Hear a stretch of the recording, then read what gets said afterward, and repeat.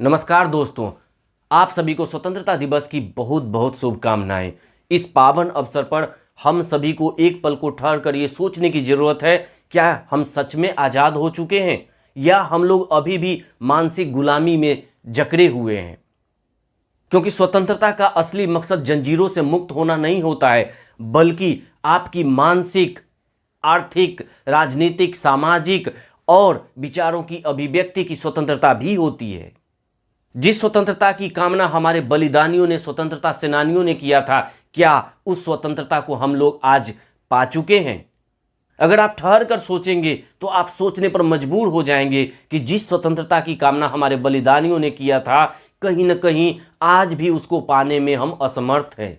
इसके कई कारण हैं, विभिन्न तरह की सामाजिक बुराइयां हैं जिसके कारण हम इस स्वतंत्रता को प्राप्त नहीं कर सके हैं। अपने समाज में सामाजिक समरसता, एक अखंडता, एकता बनाए रखने में बहुत अच्छी तरीके से कारगर नहीं हो पाए हैं। इस अवसर पर मुझे एक छोटी सी कहानी याद आती है जिसको कि बहुत सारे लोगों ने सुना होगा, लेकिन आज के जो युवा वर्ग हैं, मुझे लगता है उनको ये कहानी जरूर सुननी चाहिए। मुझे नहीं लगता है कि उन्होंने ये कहानी सुनी होगी। इस कहानी को सुनकर आपको ये समझना चाहिए कि आप अपने आप को किस स्थान पर रखते हैं और आपको अपने आप को कहाँ लेकर के जाना है। सबसे पहले हम कहानी की शुरुआत करते हैं। हम आशा करेंगे कि आप लोग कमेंट सेक्शन में इस कहानी का शीर्षक और इस कहानी के रचनाकार, वास्तव में एक व्यंग्य है, इसके व्यंग्यकार का नाम अगर आप लोग बताते हैं तो मुझे बहुत खुशी होगी और मुझे लगेगा कि शायद आप लोगों ने इसको अच्छे ढंग से सुनने का प्रयास किया है और इससे आप कुछ सीख सकते हैं। इस कहानी के जो पात्र हैं वो जंगल के पशु हैं। जंगल के पशुओं को एक बार ऐसा लगा कि अब वो सभ्यता के उस दौर में पहुंच गए हैं जहां पर उन्हें लोकतंत्र की स्थापना करनी चाहिए, सभी लोगों को हंसी खुशी और भाईचारे के साथ रहने की आवश्यकता है। तो ऐसा तभी संभव होगा जब लोकतंत्र की स्थापना हो सके, क्योंकि राजतंत्र में कुछ लोग सभी लोगों के ऊपर शासन करते हैं। तो ऐसा सोच करके पशुओं ने ऐसा विचार किया कि अब इस जंगल में लोकतंत्र स्थापित होगा और जिसकी बहुमत होगी उसी की सरकार होगी और उसी का नियम कानून इस जंगल में लागू होगा। उस जंगल में भेड़ बहुत संख्या में थे, 90% भेड़ थे और बहुत ही मुलायम, बहुत ही सुंदर, बहुत ही नाजुक, जो कि घास तक को फूंक फूंक कर खाते थे। ऐसे भेड़ों की संख्या 90% थी। जब ये खबर जंगल में फैला तो भेड़ों में खुशी की लहर दौड़ गई। भेड़ों को लगा कि अब हमारी सरकार बन जाएगी और हम अपने अनुसार कानून बनवाएंगे जिसमें यह भी शामिल होगा कि कोई भी भेड़िया किसी भेड़ को न मारे, कोई भी प्राणी किसी दूसरे प्राणी को मार करके न खाएं। ये इस तरीके का कानून बनेगा जिसके कारण सभी लोगों में, सभी पशुओं में आपसी भाईचारा बना रहेगा।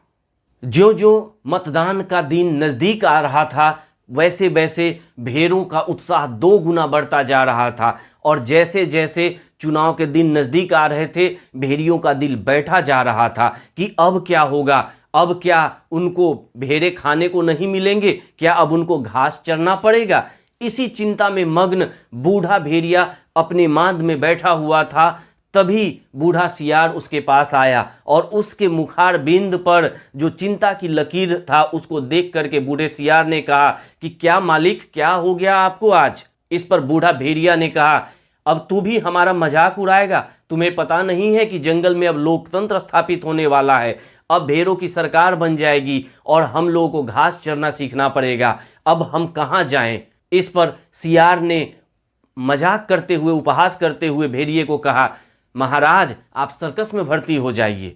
भेड़िया ने कहा, अरे सर्कस में जो जानवर है, चीता है, शेर है या रीछ है, उनको तो ले लेते हैं, लेकिन हम इतने बदनाम हैं कि हमको सर्कस में भी नहीं लेते हैं लोग। सियार ने फिर कहा, तो कोई बात नहीं महाराज, आप चिड़ियाघर में चले जाइए।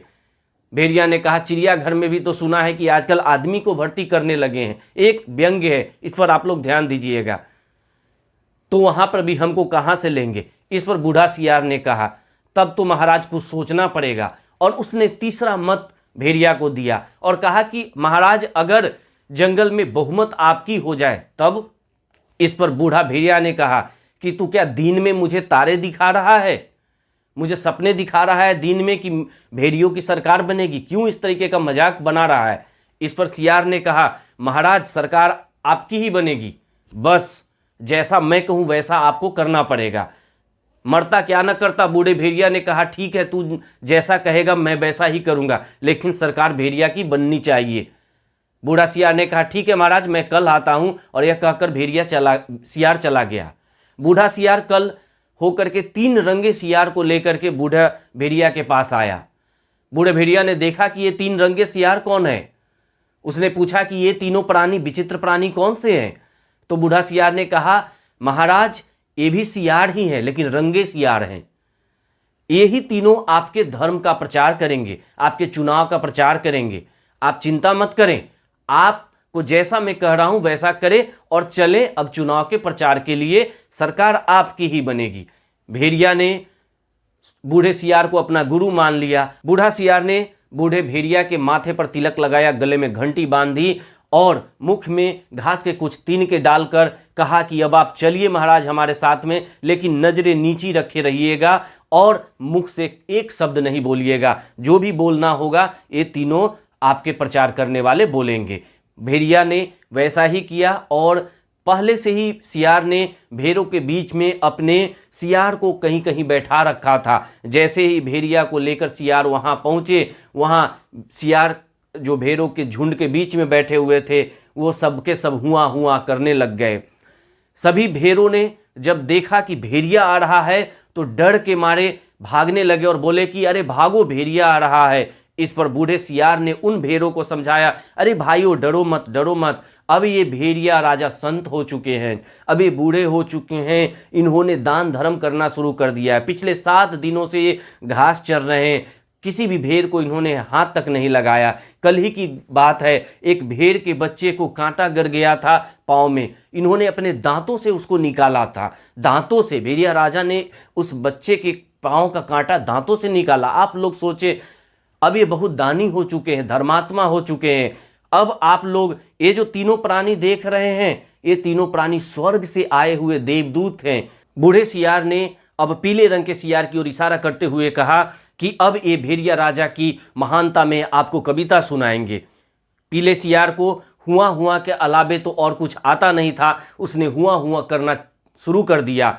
इसी तरह से उसके हुआ हुआ को सुन करके भेड़ों के बीच में जहां तहां बैठे सियार ने भी हुआ हुआ करना शुरू कर दिया। इस पर बूढ़े सियार ने स्थिति की नजाकत को समझते हुए स्थिति को संभाला और बोला, अरे भाइयों आपने कवि जी की बात को समझा? कवि जी तो कोरस में गाते हैं, कवि की बातें सबको समझ में आ जाए तो कवि काहे का।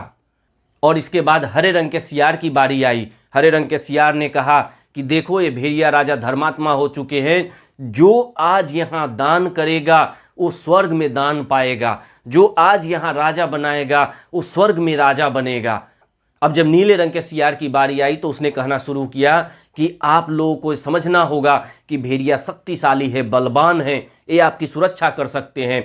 भेड़ें कमजोर होती हैं, ये खुद अपनी सुरक्षा नहीं कर सकती तो आपकी सुरक्षा क्या करेंगी, सभी लोगों की सुरक्षा क्या करेंगी। इसलिए भेड़ियों को शासन में लाइए, भेड़िया ही आपकी सुरक्षा कर सकते हैं, बाकी सब लोगों से आपको बचा करके रख सकते हैं। और इस प्रकार से बूढ़ा सियार और तीनों रंगे सियार ने भेड़ों के दिल दिमाग में इस तरीका से बातों को बैठा दिया कि भेड़िया से बड़ा हितैषी और कोई नहीं हो सकता। बस चुनाव का दिन आया, सभी भेड़ों ने अपने प्रतिनिधि के रूप में भेड़िया को चुना और जंगल में जो सबसे पहला कानून बना उस कानून के अनुसार ये था कि सुबह में नाश्ते के लिए सभी भेड़ियों को एक भेड़ का बच्चा दिया जाए, दोपहर में खाने के लिए पूरा का पूरा एक स्वस्थ भेड़ दिया जाए और रात में स्वास्थ्य की दृष्टि से थोड़ा कम खाना चाहिए इसलिए आधी भेड़ दिए जाए।